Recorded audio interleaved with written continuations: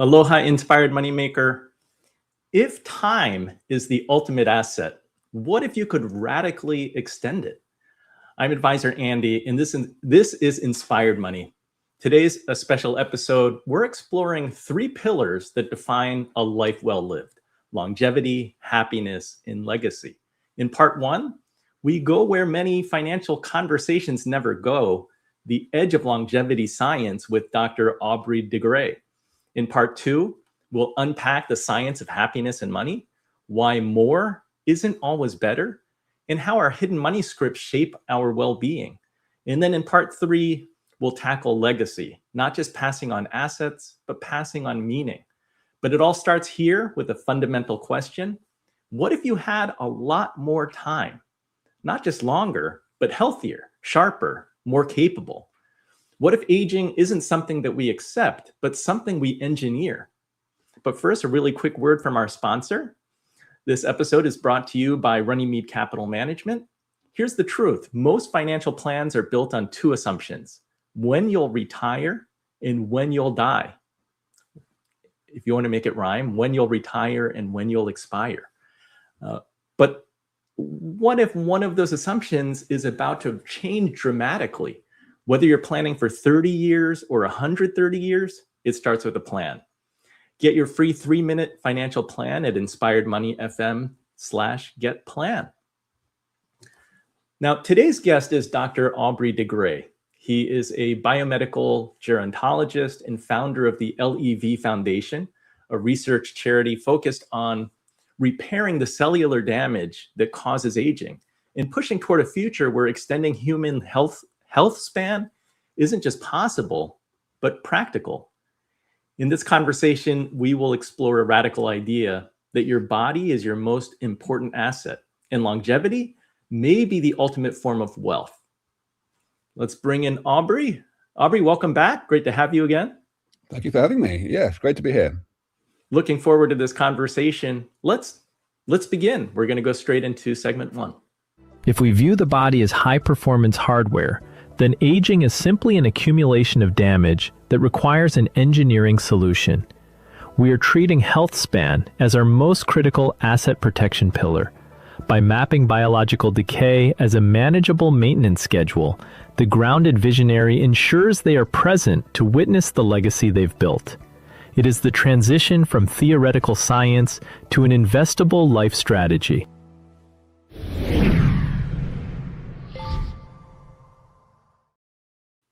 Aubrey, you often point to vintage cars, vehicles over 100 years old, still running beautifully, not because they were built to last that long, but because someone maintained them comprehensively. What does it mean to think about the human body in the same way? Yeah, I mean, when I first came into the field 30 years ago, I came from an engineering discipline. I was previously a computer scientist.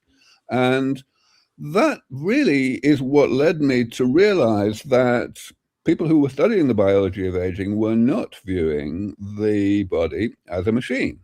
It seemed obvious to me that that's how we should view it. That the function, both mental and physical, of the human body is determined by its structure, by what it's made of at the molecular and cellular level.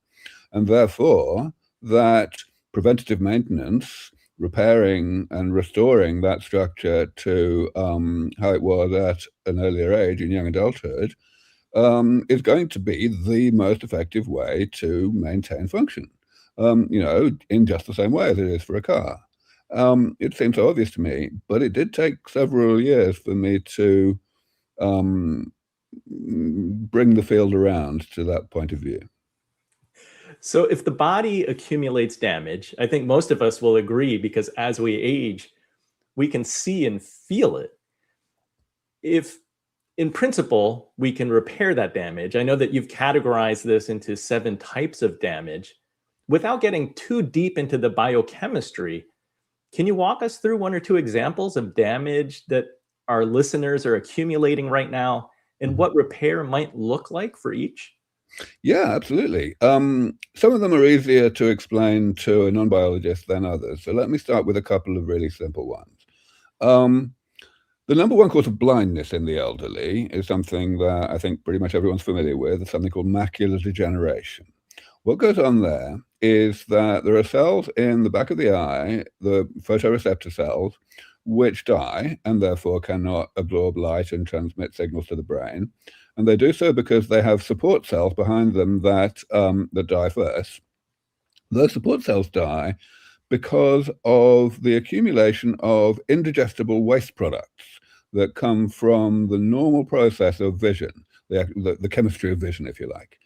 These waste products are created very, very gradually, at a very slow rate during life, but we just don't have machinery encoded in our genomes to get rid of those waste products.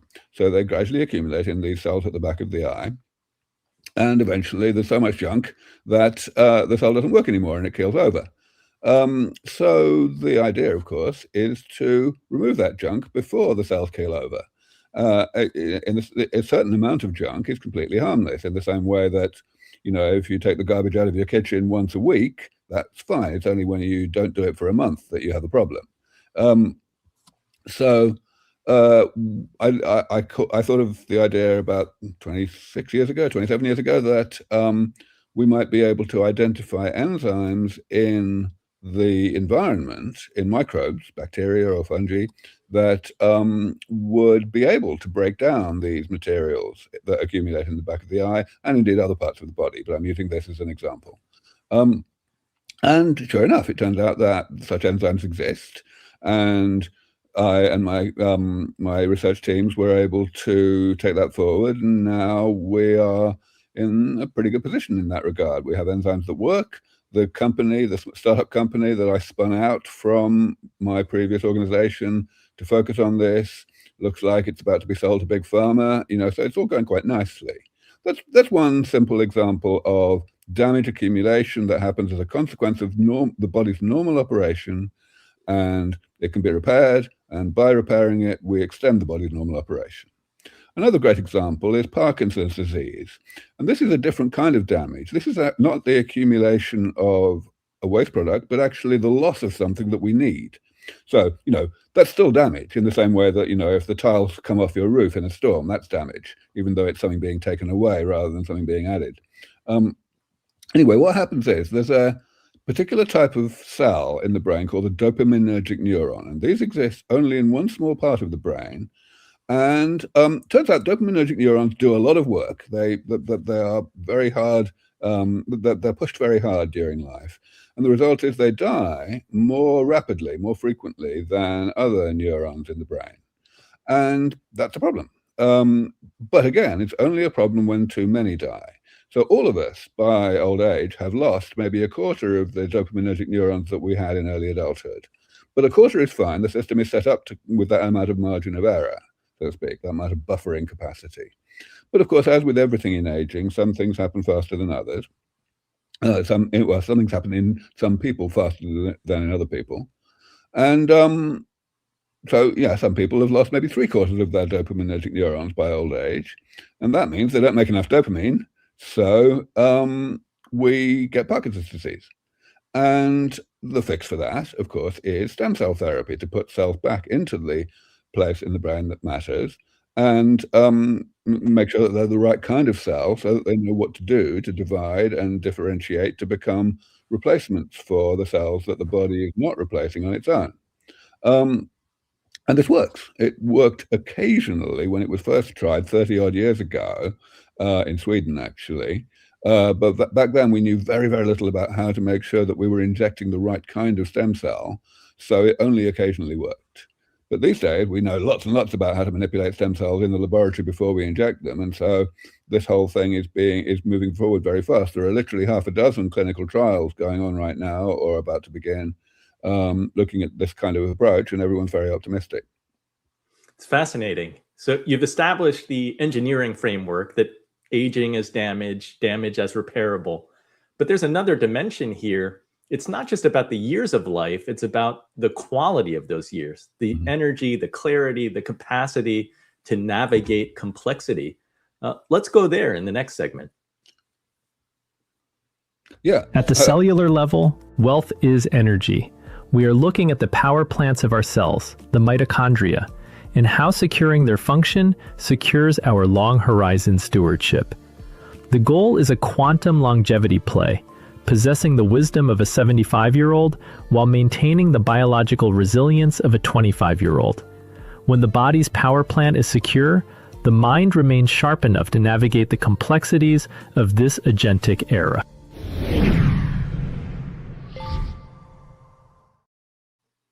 Aubrey, I think that one of the most compelling ideas in your work is this vision that we just saw in that segment. The wisdom of a 75-year-old, the pattern recognition, the experience, combined with the biological resilience of a 25-year-old. What would that actually look like? Well, I mean, really, there's nothing more to it than that. It's the fact that you would be able to perform, both mentally and physically, just the same way that you did when you were 25. So in other words, the way that the body functions would be unrelated to how long ago you were born. And, you mentioned just before the break that, the real thing that matters is health span. And of course, that's correct. But I'd like to put it in a different way. The thing that matters is health. Forget about the span part for a moment, because nobody wants to get sick. And, nobody wants to die when they're not sick. And that's, again, irrespective of how long ago they were born. So if we think about it that way, then we see that we need to get away from the idea that there is some kind of trade-off, some kind of tension between health and longevity. We kind of are in that mindset by default, because in today's world, where medicines that substantially increase healthy lifespan do not exist, there is a trade-off. There are plenty of things that plenty of people like to do that are bad for them, whether it's smoking or, eating a bad diet or whatever.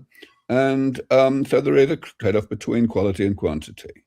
Whereas in this world of medicines that work against the health problems of late life, quality is what's going to confer quantity.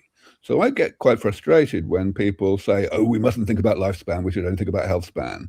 Because really, I don't work on longevity. I only work on health. Based on current research, how close are we to making it possible to have that 75 years of experience, but the body health of a 25-year-old? Yeah, of course, it's pioneering technology. So any prediction of timeframes is speculative. It's probabilistic. And indeed, most of my colleagues are still scared to give any predictions, even probabilistic ones. But I think that's wrong. I think that we have a duty to say to give our best guess, because otherwise other people are going to make up their own guesses, and they're going to be really bad guesses. They're going to be basically never. I think that we have a 50-50 chance of making it to a threshold that I have called longevity escape velocity within the next 12 to 15 years from now. And that sounds insanely ambitious. People say, well, wait a minute, it takes like that kind of time to get one drug through the FDA. But I think that's going to happen. And I think it's going to happen for two reasons. Not only because the science is moving really fast, but also because there is a threshold that's going to come sooner, I think, with high probability in the next 5 years, that will completely alter the way that society thinks about the inevitability of aging.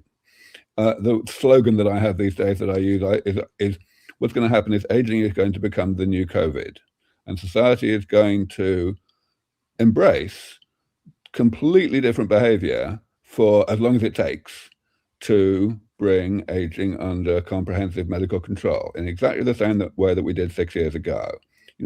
It was unimaginable that society would accept the kind of changes that it did accept throughout the whole of 2020, but it worked. We got vaccines developed and globally distributed in less than a year, which, the previous world record was 10 years. Yep. And that happened because society essentially instructed its elected representatives to tear up all of the institutional inertia and bureaucracy that those same people had written, at the behest of the public, to tear it up and just get on with the job and not be so excessively risk averse as medicine usually is. When you look at the research on brain aging specifically, the damage that accumulates there, what gives you confidence that we can maintain cognitive sharpness across a much longer lifespan? Yeah, well, so first of all, we have to remember that the brain is made of the same stuff, basically, as the rest of the body. It's made of cells and stuff between cells, the extracellular matrix. And of course, there are differences, same as there are differences between, the heart and the liver. But at the molecular and cellular level, there are lots of similarities. So we can strongly suspect that things that work somewhere in the body will also work in the brain with suitable adaptations. I just mentioned stem cell therapy, for example, for Parkinson's disease. Obviously stem cell therapies are useful elsewhere in the body as well. And we have been informed. We have learned a lot about how to do stem cell therapy in the brain from the way it works elsewhere. So that's one thing. Second thing people worry about is, isn't the brain going to somehow fill up with information? And that's just a misunderstanding of how the brain works. The brain is, after all, it's not like a computer in the normal way. It's kind of holographic. Information is stored in a distributed way. And as such, the information that is stored when you learn a new thing, if you like, it nudges out of the way stuff that was already there just a little bit. And so, things that we learned a long time ago, we may forget, but that's okay, because the only things we forget are the things that not only did we learn them a long time ago, but also we're not using the information. Because if you recall a memory, for example, then that process of recalling it reinforces it, and it's as if it were a new memory. So the brain's not going to fill up. We're already in that state at our age where we are learning new things and forgetting old things at roughly equal rates. So I'm not worried about any of that. And then, of course, maybe there's a way that we evolve to a better filing system too, because they have that minority group of people who have perfect recall, and you can ask them, what was the weather, 30 years ago on this day, and they'll tell you. Yeah, that's an insane thing that I wish we understood it better. And it's possible that we can understand it better and start to emulate it. However, of course, we also have to remember that it's not just what's inside your skull. I know only a quarter as many phone numbers as I did 30 years ago. And that's not because I'm getting old. It's because I don't need to know them. I have them right here on my laptop. You mentioned longevity escape velocity. Let's talk about that in our final segment. We are standing on the edge of a new horizon where indefinite life is becoming a factor in global markets. It requires the courage to snap out of the traditional trance and price a much longer future into our plans. This isn't just about science, it's about the ethics of potential. We are redefining the mandate for 2026, preserving not just what we own, but who we are, for a future that stretches far beyond the horizons we were taught to expect.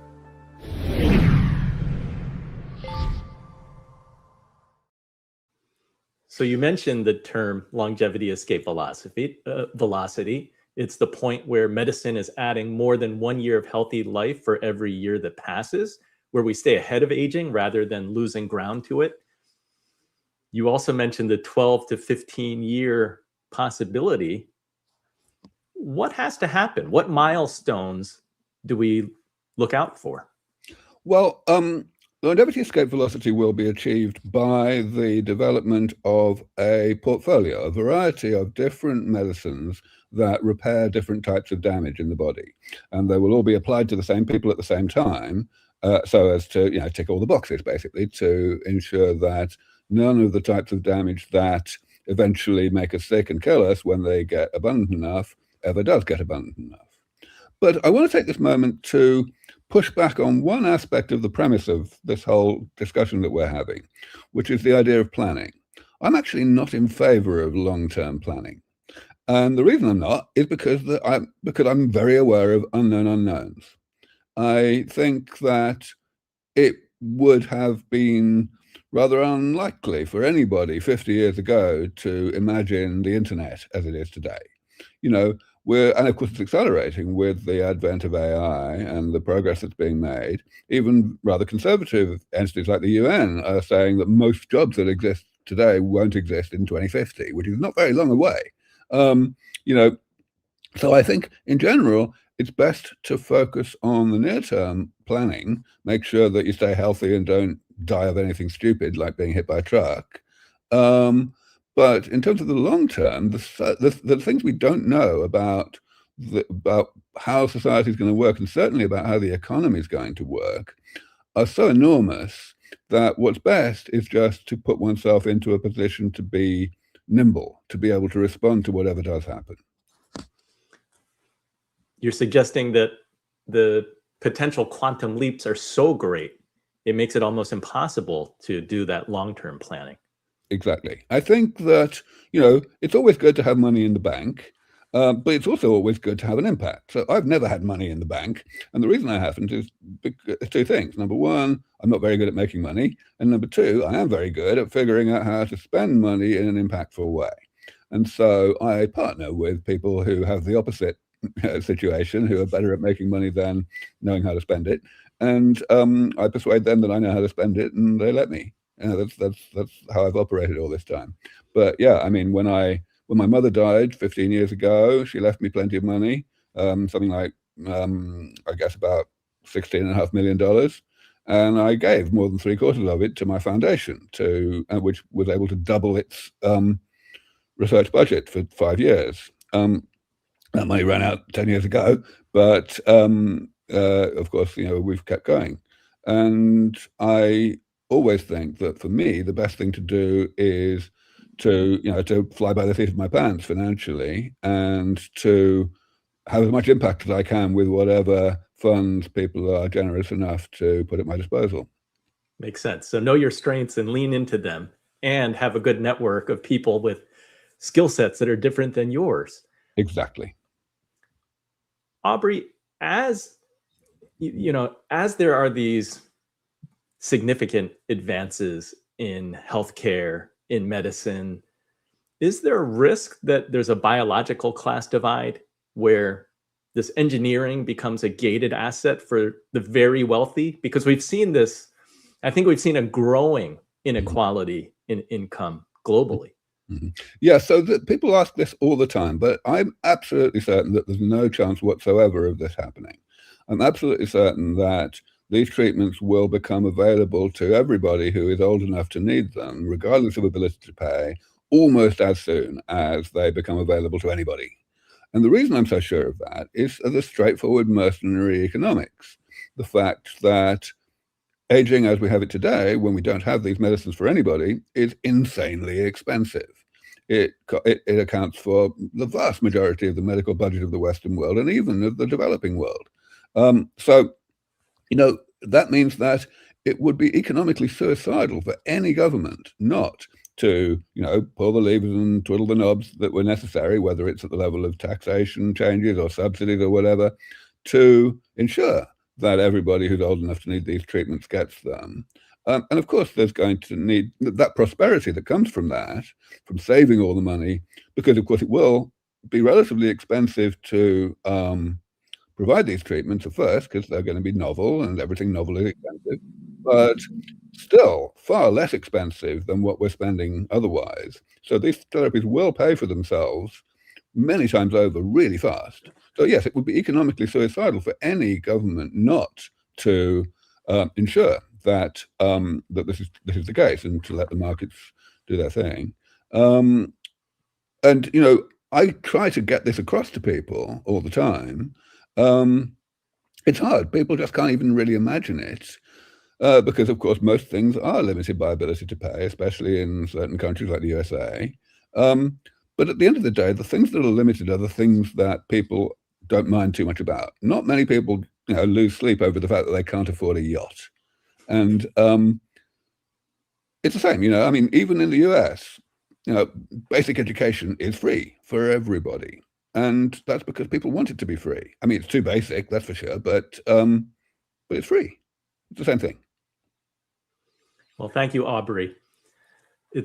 Thank you for expanding our understanding of the possibilities for our lives. I think if there's one big takeaway from this, your health span isn't just about living longer. It's the foundation that makes everything else possible. Your relationships, your purpose, your legacy, none of that matters if you're not here or well enough to experience it. So if there's one simple actionable idea to take with you, start treating your health like it's your most valuable asset, not someday, but right now.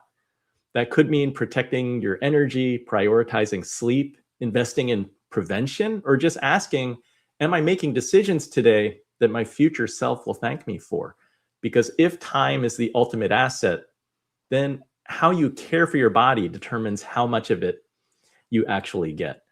Aubrey, thank you for challenging how we think about time, health, and what's possible. This has all been fascinating. Everyone can learn more about your work by going to levf.org. Anything else you want to share before we part ways? Sure. I mean, one thing that is very heartening is relative to 10, 15 years ago, is that we have now a very sizable longevity industry working on developing the medicines that I've summarized today.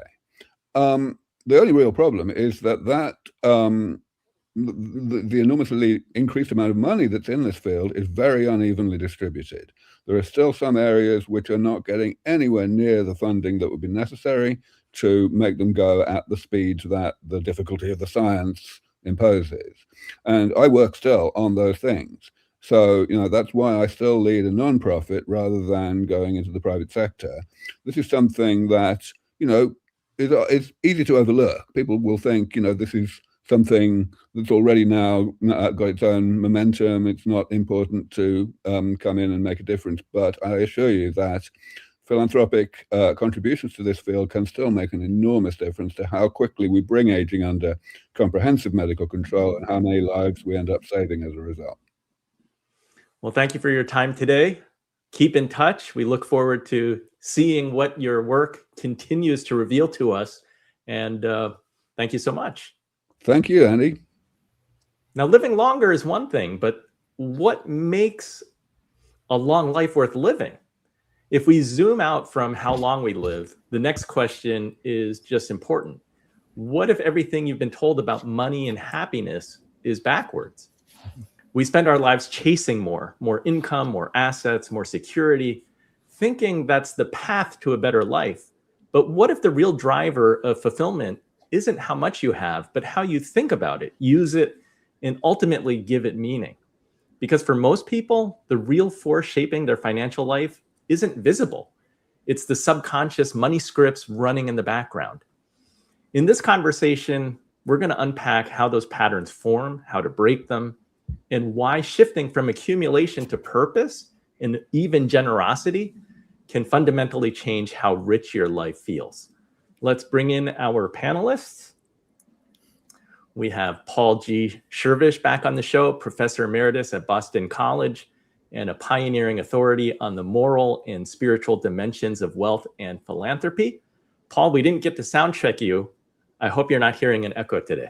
No, I'm not, and I hope you're hearing me. Loud and clear. The perfect sound check just happened.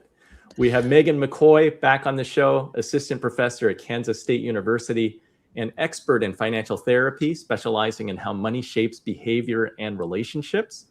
And rounding out our panel, we have Saundra Davis, founder of Sage Financial Solutions and nationally recognized a nationally recognized leader in financial coaching and financial wellness. Megan, Saundra, so great to have you back. Thanks for having us. Yes, it's great to be here. This is going to be fun. Let's jump right in with segment one. We begin by acknowledging a quiet truth.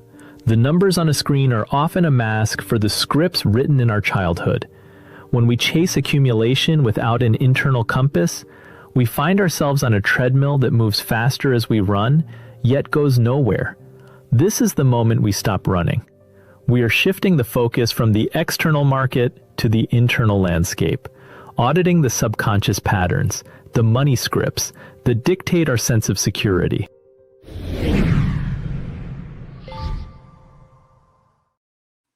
Megan, when someone looks financially successful on paper, but they still feel anxious, what's usually the money script running underneath that? I think there can be so many different beliefs that are driving this behavior. And I love that your point that sometimes it doesn't matter how much money is in the bank. it doesn't always equate to how good and safe and optimistic we feel about the future. Every year they survey Americans, and around 72% report being financially stressed. We did the same thing with financial planning clients that tend to be older, more established, and actually have a steward watching out for their finances.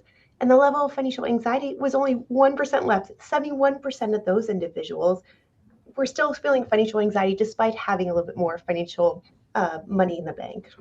That doesn't paint a pretty picture. How can we reduce that number? Right. I think that the problem is we needed to not worry about reducing the number, but be less focused on the number. That treadmill analogy you gave at the beginning, I think is just beautiful. It's the hedonic treadmill is something we talk a lot about when we look at happiness, about how we have this protective factors as humans of having this like standard of happiness where good things happen, we might go high for a little bit, but we'll come back to that regular thing. But as a protective factor, when something bad or hard happens, we tend to resort back to the more positive level as well. And so when we look at ways of making our well-being tied to our goals and to our things that actually bring us joy rather than just amassing money, I think we do a lot better. And on the other hand, reducing incredible facial stress that so many people are forced to face as well. Saundra, when you meet someone stuck on that treadmill, earning more but not feeling better, what's the first shift you try to help them make? First, Andy, stay out of my business. That was my life for the first 40 years, right? Making more, doing all the things. So you do not have to put my business in the street right out of the gate, right? You didn't have to come at me like that. But no, all jokes aside, first of all, it is true. I too have been on that treadmill of thinking more money will make things better. And what I didn't realize about myself was that it first was an inside job. One of the things I so appreciate about Megan and the other researchers in my life is that they often bring to bear what I know and believe and feel intuitively and with the folks that I do my work with, and then they show the evidence of it, right? And so I think that one of the things that's so important is first, we have to know our own why. And I know that that might sound frivolous, but it really is true. And I'll give you a very concrete example. When I first met my partner 25 years ago, we started house hunting, and I wanted a home with a cupola. I had no idea why I wanted a cupola, but I saw a place that had a cupola, and I envisioned myself in a meditation room at a yoga studio and all of these things. And had we bought that, I would probably be in financial distress today. We ended up buying, at his behest, the condo that we lived in, right? We just bought it. And this condo has now paid for my master's degree. It pays for our vacations. And when I say it pays for it, I mean that we keep our needs small so that our wants can be outrageous.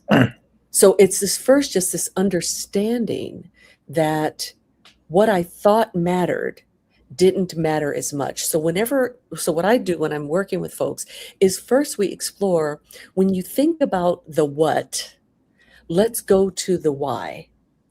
And not in a way where they have to defend it to me. They don't have to defend anything to me. They don't even have to defend it to themselves. What I want them to do is understand it. And if they understand it, then they can make a decision if it's in alignment with their values for their life, not only right now, but their entire life. Paul, many people continue to chase more even when they already have enough. What does your research say about this? I am more optimistic about all of this. And the reason is what I call the spiritual secret of wealth. What we discovered in our research, that the major thing that wealth brings is choice, freedom. Mm-hmm. And Karl Marx said it was ownership of the means of production. We've heard from other people that it is consumption. We hear from other people it's being among the power elite. But what it turns out to be is choice. And I think that there is an ally in moving from hedonism, if you will, to wisdom. And that ally is an internal ally. That is, there is, by the very virtue of gaining choice, people begin to ask themselves, what are my choices for? And the spiritual secret is that we, by having these choices, also have developing in us a gap between where we are and where we want to be. And that's never just material. It is always also spiritual, purposeful, meaningful. People are in search of internally. So there's an ally within. And so what I have found is that anybody with money that has matured in that search might tell me the story that you are describing, one of hedonism, one of failure of their children with materialism and consumerism. But there is always a gap. Money provides a burden. Wealth provides a burden for all of us. That is, what are the choices that we wish to make? And I think there is an internal orientation toward moving from just what we want to what we need. And just one final thing. The Hindus have this kalpataro tree.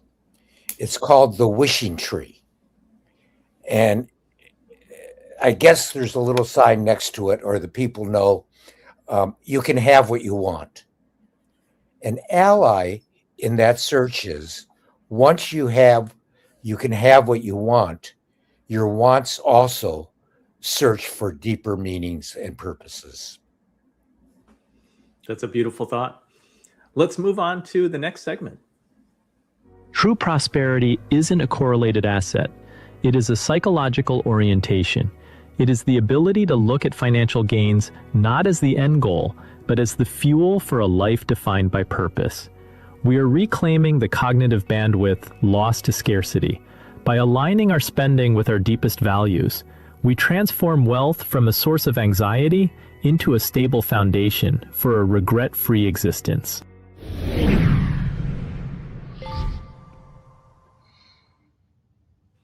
Saundra, you often talk about money as fuel. What does it actually look like when someone starts using money to support their life instead of to define it?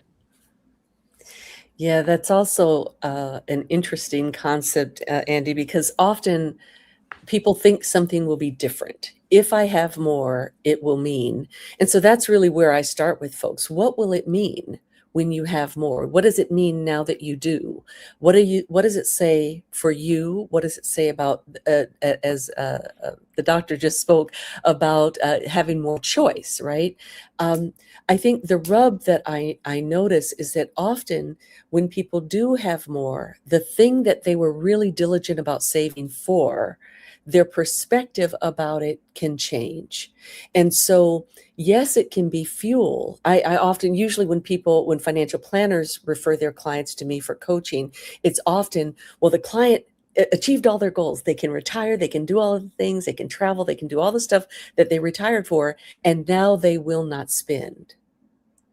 And so then the question becomes, for number one, the planner, what do you know, right? What do you know? Do you know that the thing that they said they wanted to do that provided the fuel for them to get there, was it just that? It was the driver. Once they actually got the thing, once they got the money to do the goal, maybe it changed. Maybe what was true is they wanted the resources to be able to breathe. So we have to first figure out, what does the money mean to you? Does it mean security? Does it mean choice? Does it mean freedom? Does it mean access? What is it doing for you? And so when we think about it in the sense of fuel, my perspective is my level of self-awareness is directly related to how I use my money. If I find myself scroll shopping, right? I'm online. If I give myself just a moment to say, Saundra, what's happening? What's happening? I can either find what I'm looking for and buy it. Or I could say, I really don't need or want anything right now. I'm caught up. I'm using this as distraction. I'm using this noise in order to avoid something. This is where a colleague of mine, who's a therapist, taught me the word HALT, right? Am I hungry, angry, tired, or lonely? So in the same way that we do that, we can do that around food. We can do that around this fuel, the fuel of our finances, right? What's really going on. So that's how I like to think about it. And that's how I invite the people that I work with to think about it. Paul, you mentioned money can be a burden. You've studied the deeper meaning of wealth. How does someone move from having money to actually feeling a sense of purpose with it? I think that there's always a sense of purpose with money. The question is the quality of those purposes. Remember, I said there's choice, but the question that I was indicating is brought before people almost automatically is what's the quality of those choices? And I talk about developing a moral biography for all of us, or a moral biography of wealth. The fuel, good term, I think, is what we also might call capital. And this capital can be our good looks, our physical talents, our acting ability, our intellectual abilities, a whole range of capitals that we have, our personality. And the question is, to what purposes do we align those capitals? And we're doing this in our entire life. So the question of aligning fuel with purpose is already before everybody. It is in their biography. It is in their history. The question is the transformation of those as time goes on. And what are the qualities of those choices? I am agnostic about what people ought to do with their wealth. I think there's categories: family, philanthropy, more investment, and so on, bequests, whatever. But given all of that, and that this is before all people, the major question that remains is, what are the quality of those choices? And so I think people mature, because what happens to us, and we've talked about this already, is that the choices that we have made sometimes in the past no longer fit and are no longer rewarding. I think that's the blessing of the universe in regard to the use of our resources.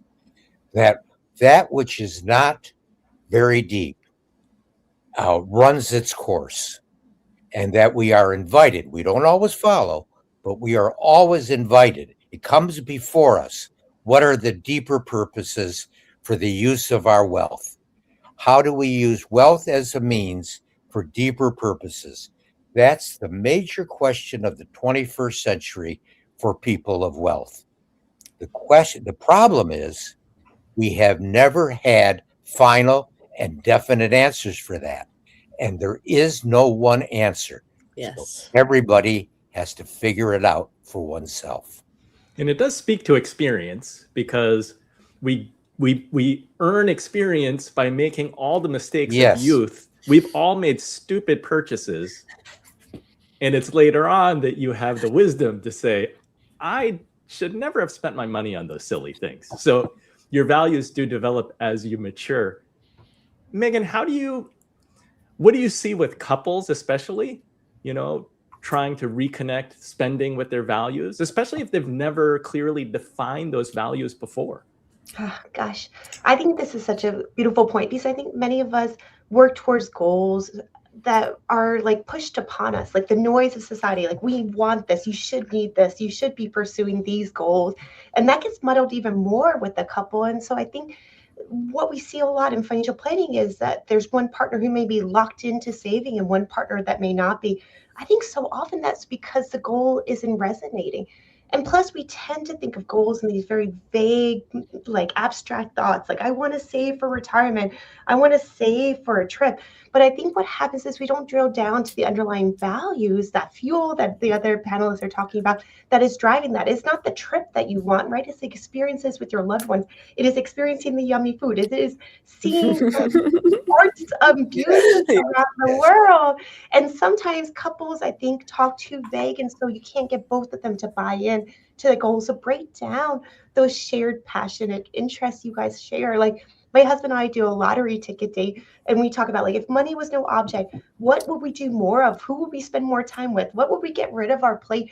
And that kind of drills into the ability to talk about what both you guys value and what you both should be pursuing in terms of your financial goals. I love it. Let's go to the next segment. The final piece of this calculus is the realization that abundance is not a closed loop. There is a biological return on investment to looking outward. When we move from having to giving, we activate a pro-social lever that enhances our own well-being. It turns out that caring and sharing aren't just moral choices. They are the central drivers of durable happiness and even physical longevity. This is where your money finally finds its meaning.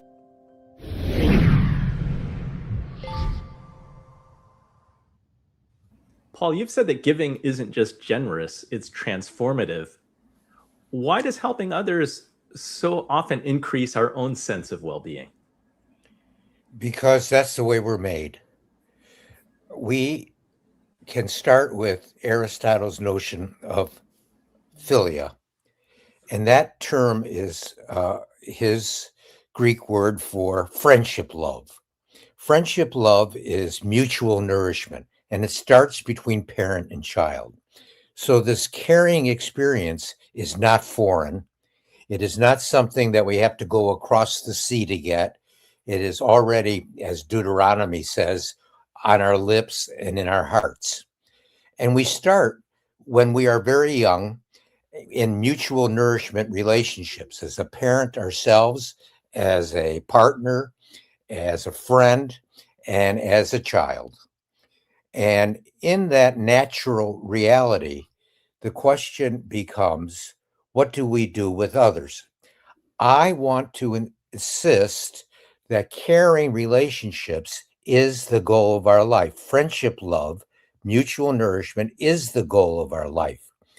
But what that entails, whether it entails philanthropy or whether it entails investing in another business so that you are hiring people, paying taxes, helping people with healthcare expenses and so on, whether it is to assist your family with buying a house or education, or whether it isn't in some instances, all of these possibilities are forms of care.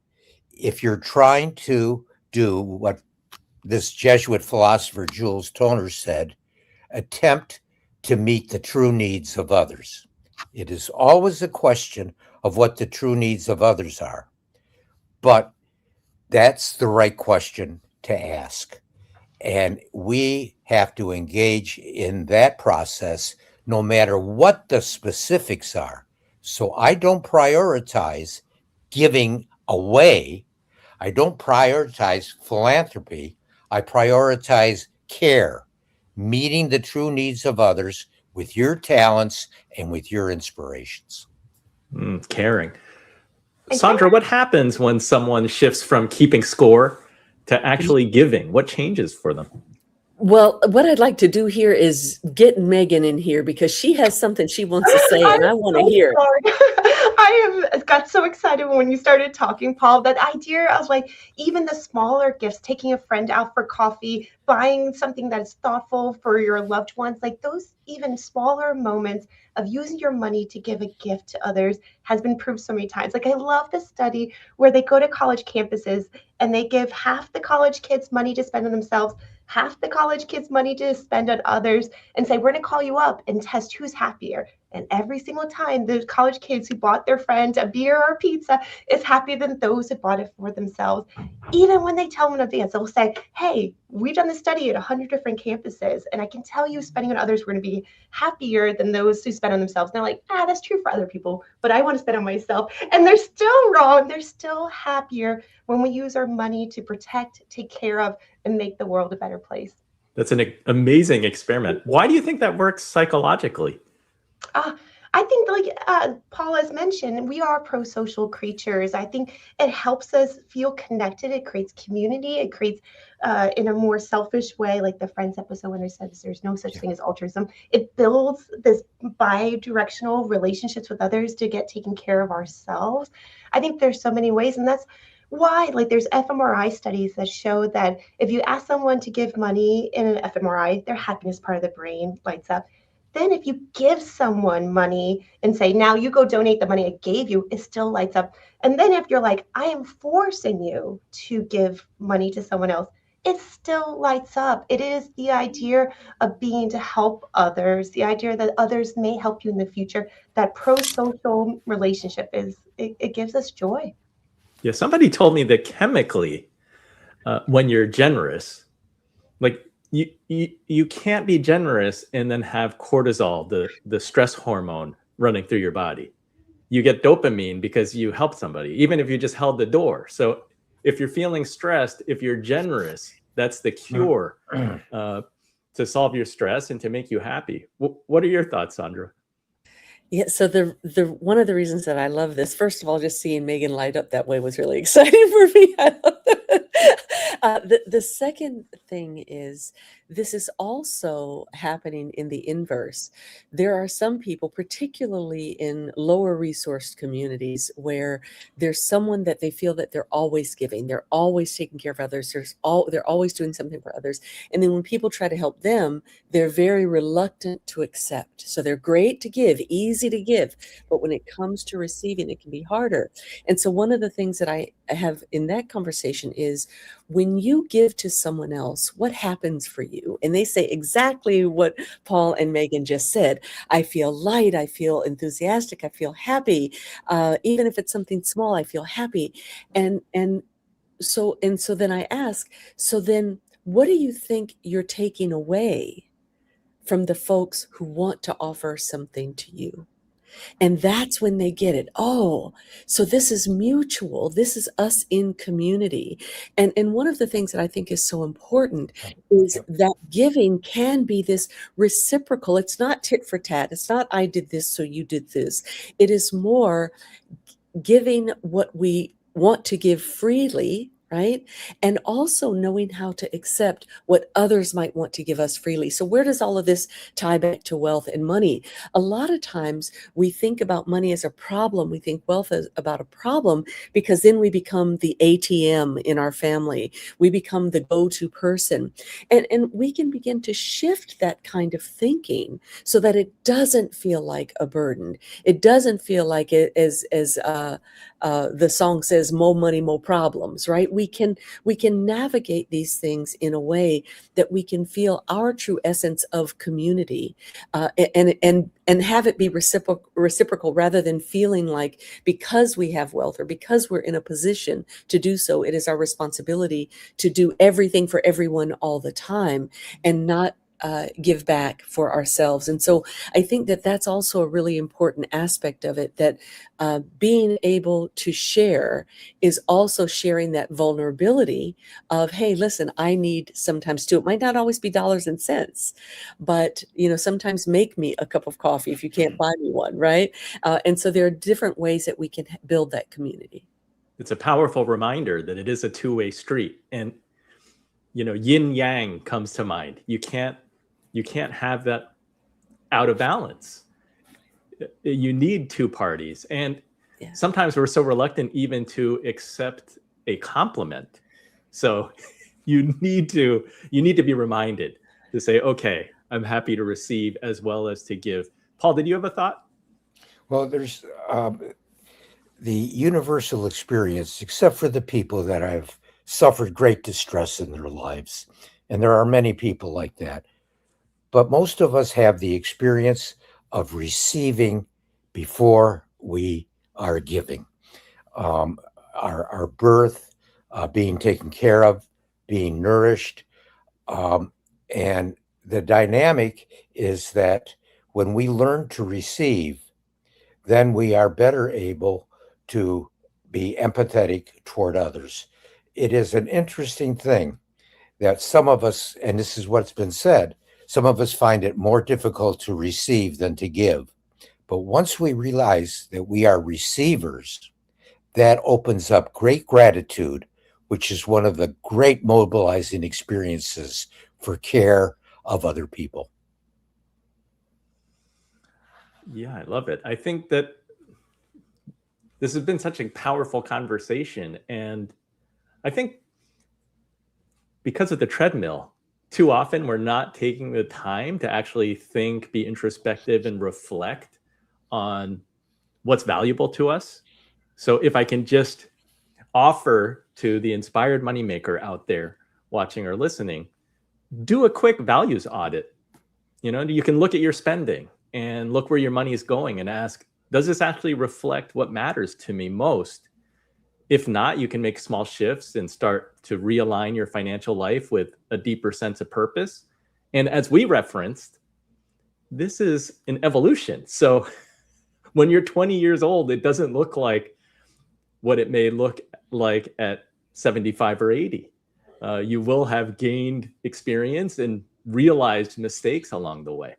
So I love the idea that ultimately money is not the goal. It's a tool to build a life that feels rich from the inside out. But I think that there's one more question we haven't answered yet. What happens to all of this, your wealth, your values, your meaning, when you're gone? So let's explore legacy, not just what you leave behind, but what lives on. We talked about extending life. We talked about what makes life fulfilling. I'd like for us to confront the question that ties it all together. What endures? Because legacy is not just about assets. It's about meaning. It's about values, the stories, the impact that outlives us. In this part of the conversation, we're going to shift from accumulation to stewardship, exploring how to pass on not just wealth, but wisdom, not just inheritance, but intention. So let's go straight into segment 1. We are redefining what it means to be rich. In this new era, wealth is not measured by the size of the estate, but by the ownership of time. We are transitioning from the identity of an accumulator, someone who gathers, to that of a steward, someone who protects and directs. This is the ultimate freedom, the agency to move from reactive survival to proactive creation, ensuring that your life is no longer tethered to the volatility of the world.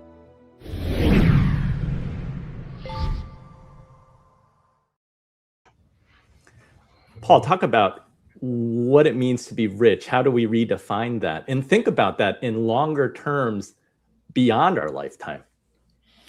Well, I'm at the age, my 80th birthday is this weekend, and I am thinking about that quite a bit in my life. I often say that I don't mind if my grandchildren and my children miss me. When I die, I don't want to miss them.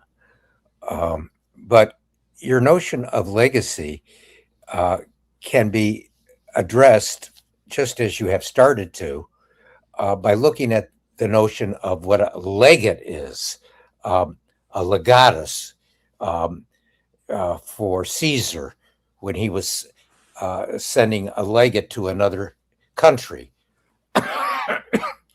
And a legate is not just someone that has a memory of you. A legate is someone that carries you forward. It's a presence of you. It's an what do we call it? An enterprise, like a McDonald's franchise. It's a franchise of you. And so I have often said that the best book I have written are the names of my 3 children. And I don't know for sure what's going to exist in my consciousness when I die. But I do hope what goes forward is the values, the purposes, and mainly the decision-making process. I don't have an agenda for the legate that I send ahead. I want that legate to have her or his own agency. They are to be able to provide what is necessary for care and for their families in a different time, in different circumstances, with different amounts of prosperity, with different types of health, as Aubrey said earlier on. So I want to go forward a decision-making discernment process in my kids and in my grandkids and in those that I've touched. And the key to that is finding out what inspires you. Don't do what makes you guilty. Don't do what the churches tell you to do. Don't do what your parents tell you to do when you become older. Do what inspires you. Saundra, you kind of referenced earlier that, in your life, you've gone through transformations. Yes. So what are your thoughts here? First, I just so appreciate, Paul, that wisdom that you shared with us. I believe one of the greatest gifts that we all have to offer is just our perspectives. And I, too, am a grandmother. I'm a couple of years behind you, Paul, but I feel exactly the way you do. And what you said was so eloquent in that not having an agenda for them. And that's tough, right? Because often we feel like if we leave someone something, we have an attachment to what they do with it.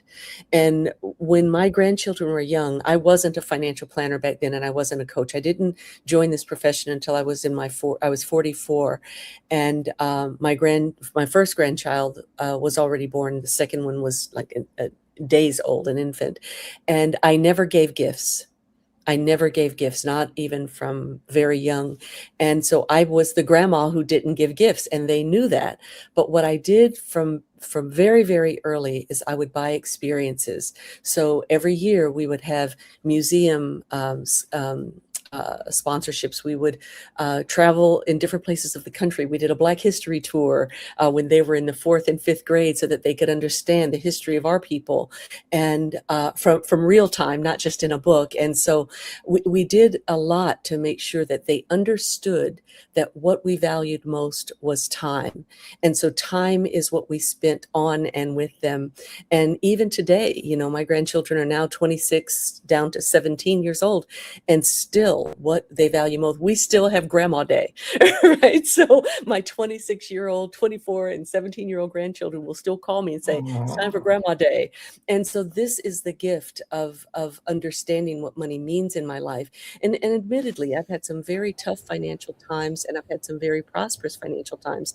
And what is true is my legacy is not the dollars and the cents that I will leave to them. It is more really inviting them to step into whoever they are. I appreciate Paul's words about their experience is going to be different no matter what I leave them with. Their experience of it may or may not be what I had hoped for them. And I just try to make sure that the time that I spend is the time that I'll remember when I'm sitting in the rocking chair, and that they'll remember when they're talking to the next generation. Megan, give us some perspective from a financial therapy lens. What kind of things can we work on? Like what are tactical things we can do? And so somebody that we can do things better. And somebody that's so young. That might be a Zoom filter. I don't feel it most days. But I just love the intentionality behind the panelists passing their values on. I hope that I can do the same for my kids and be that overt about what truly matters and why it matters. I think that's the greatest gift for every generation, is to be able to pass those stories on. And I think it's scary when we talk to your family about your estate wishes. People start to think just the numbers, or think it's going to be such a scary conversation. That's why I love that there's a group called the Conversation Project that actually provides like speaking prompts to engage in legacy conversations, in estate planning conversations, and end of life care decisions, so that truly you can pass on your values at every stage. Let's go on to the next segment. Legacy is more than a static trust. It is a multi-dimensional map. It integrates your financial capital with your human and intellectual capital. We are building a strategic crucible for the family, a space to document mindsets and values so that early conditioning doesn't sabotage the future. By mapping these assets, we ensure that the next generation inherits not just the resources, but the wisdom and the why behind them.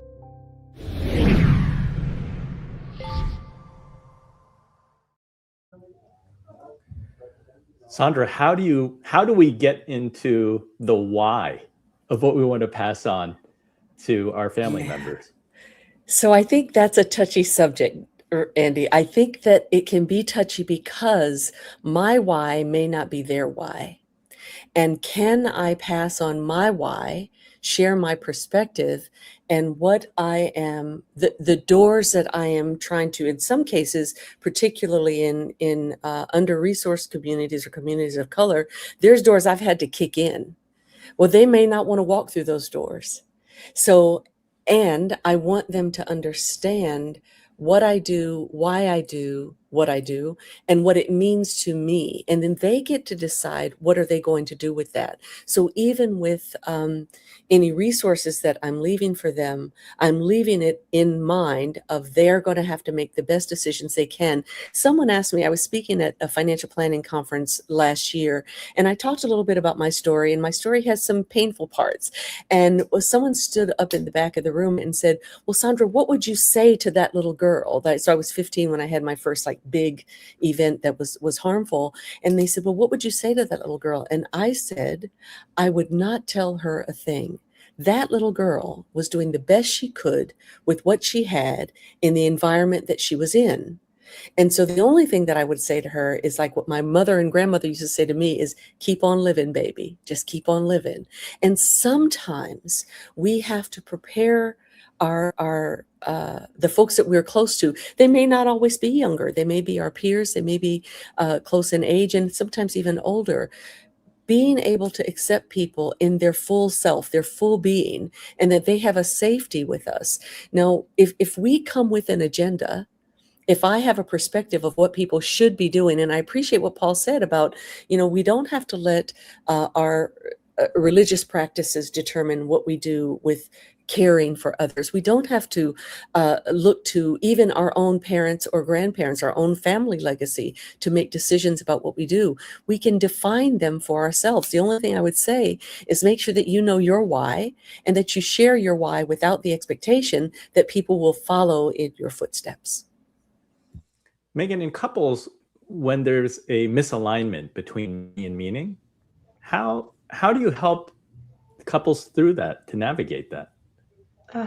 I love this question. When I think about couples being misaligned, I think if you dig deep enough, there's some core value that is shared, that is why they were attracted to each other in the first place. Maybe one person wants to spend their time in retirement traveling, and one person wants to stay close to home, but both of them want to be with each other, right? So we can dig underneath the more superficial goals to the underlying values, and there'll be some kind of overlap. It might be tangential, or it might be a secondary value, not a first value. But I think having this empathy and being curious about the why leads to shared values in couples. Paul, have you seen a pattern among people who feel truly at peace with their wealth? Yes, I have. And I've interviewed through intensive interviews and done some survey work where we allow people to write in some answers. And there are people, just as there are some remarkable people that say, don't worry, I'm not anxious. And I really believe them. They've been rinsed in some way. That's not who I am. I have so much worry. They have a psychological definition of it. It's called an anxiety disorder. So that's me. But what I hope that we all can search out to bring us that inner peace is a spirituality. I don't mean an attachment to one theology or to another, to one religious ritual practice or another. What I mean is, and helping our descendants begin to search for their ultimate purpose in life. What is it that, if you want to do X, Y, or Z, you ask them, as Aristotle says, well, why do you want to do that? And they give you an answer, so that I can make somebody else happy. Well, why do you want to make somebody else happy? Well, it makes me happy. Well, why do you want to be happy? Because I think that's the way the universe works. And Aristotle suggests that we all go through that exercise to find our ultimate goal.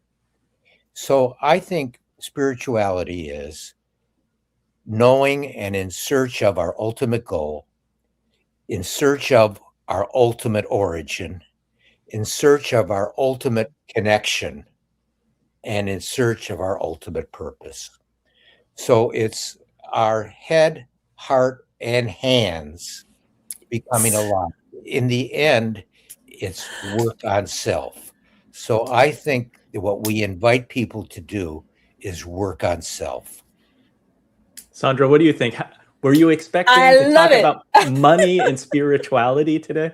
Always, always, because money is just like any other resource, right? It is just like anything else that we do with our time, our energy, our life force, if you want to call it that, our brain power, whatever you want to call it. What I so appreciate, and Paul, I love hearing you speak. It's such a gift. I too say our head, heart, and hand, right? Because what we do outward really matters, and that's always been my motto. So yes, money is a spiritual practice, and I think if we use it as such, we'll find more value and satisfaction.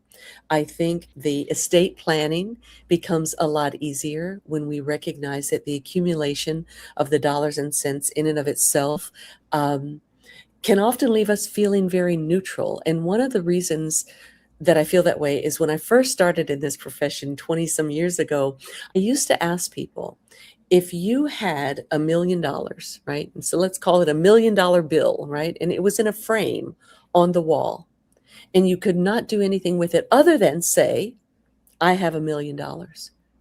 What would be the value of that to you? And when people would think about it in the sense of, is it value for me to be able to say I have it? Is it security for me to know that I have it, even if I could never use it, even if I could never bring it down? What value is the money in and of itself? And most people would say there really is no value in and of itself, other than if you just like a green piece of paper for artwork, right? The value comes in how I can deploy it in alignment with what the things matter most. And I do believe that that is a spiritual practice.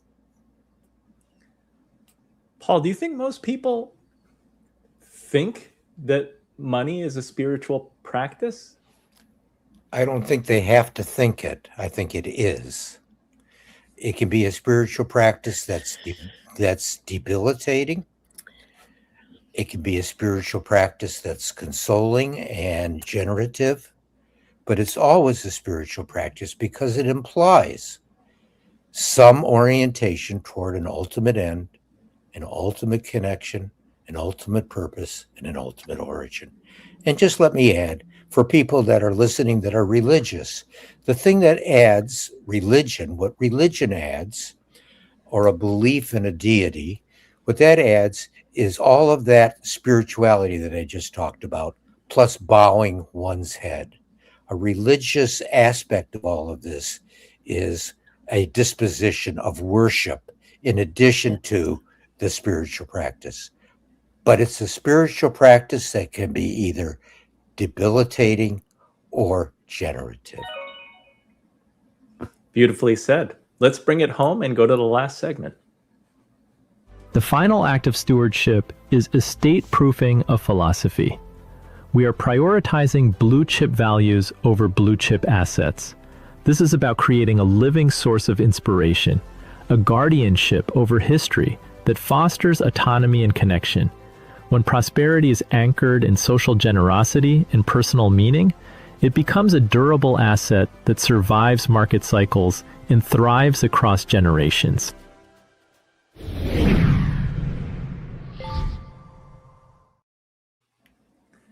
Paul, what are your thoughts? How do we build this durable asset? Oh,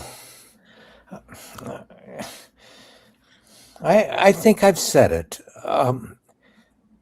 Let me just give two pieces. One is not to confuse means with ends, or confuse ultimate ends with intermediate ends.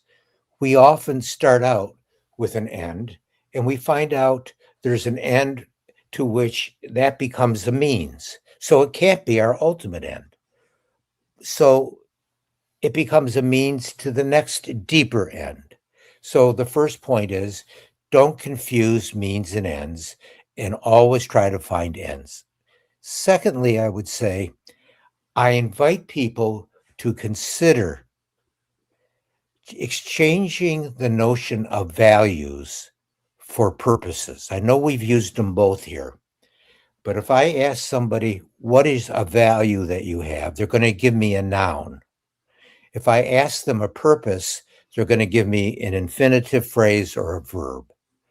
And so we live with verbs. We describe ourselves perhaps with nouns. So don't confuse means and ends. Secondly, try to think of living your life with a verb, with purpose.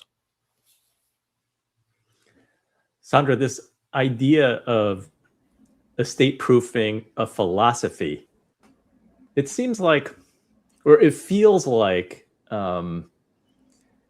the privilege of doing that or even thinking about it is somebody who has a lot of money. What do you say to somebody who says, I don't have enough. I don't have enough money to give. I'm not even thinking about what philosophies I'm trying to pass on. Yeah. So that's such a great question. Well, before I forget, I want to say, Paul, happy birthday. And I am so glad you were born. I'm so glad you were born. 8 decades. Yeah, I'm so glad. There's one person. Yes, at least one. Okay. One. So I think, Andy, the thing I want to say here is that what I know now that I didn't know 20 years ago was that I can teach my children, my son and my grandchildren, how to think about money in healthier ways than I learned how to think about money. That's going to outlive any dollar amount I can leave them. Any dollar amount I can leave them. If I can teach them to understand and to decide for themselves what money means to them, what does wealth mean to them, and that they can figure that out for themselves, that they can embody what, to Paul's point, purpose, and I would say purpose and value. And the reason that I don't use them interchangeably. Yeah, I don't use them interchangeably because I do think that sometimes when we're younger, we can get confused about the notion of purpose as some other expectation that we have to live up to. And I think people have to live a little bit to understand that purpose is an inside job, right? So so when people are younger, though, understanding that they might notice values that show up as purpose. And so that's how I like to think about that. And so go ahead, Paul, go ahead, please. No, I want to thank you for that. I learned. Thank you.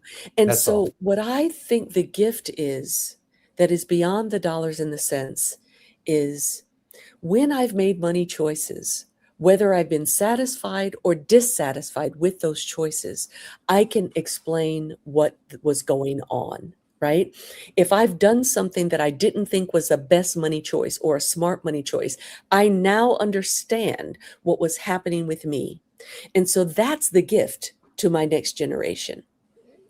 So when I talk about choices that I've made that I was dissatisfied with, I won't say bad choices. I don't judge myself about money. I don't should on myself, and I don't should on anybody else. Right. And so even when I'm teaching money lessons, I'm teaching them from the place of, this is what I knew and did then. This is how I understand it now. And so to me, that is the greatest estate legacy about money that we can offer, because to Paul's point, we don't know what their experience is going to be. I have such a gift that money flows to me. And I truly believe money flows to me because I hold it with an open hand. I share, I'm kind, I'm charitable with my time, with my energy, and with my resources. And so I never feel blocks. I never feel blockages around money. I might feel tension around money, but I never feel blockages. And so those are the kinds of things that I try to share with folks.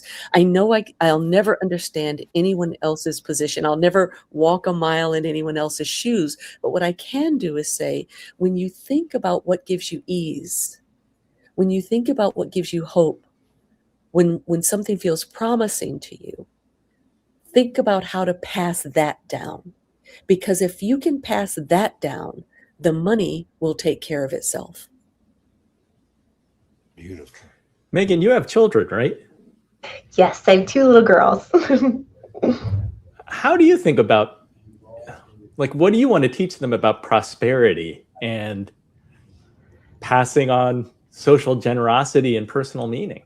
Yes, we had a fun experience last year because we went to see a football game where there's a children's hospital and everybody waves to the children at halftime. And so we knew we were going to go see this football game, and we spent 6 months doing a chores list and figuring out how to fundraise for the kids. And so at halftime, they at age 7 and 9 get to stand up and wave to those children, saying, I did something little to help. I did something active. And so I think the idea of instilling through these experiential learning opportunities is what I try to do. And that doesn't mean I'm perfect. The other day, my daughter asked me how much money I had, and all the blood rushed from my face.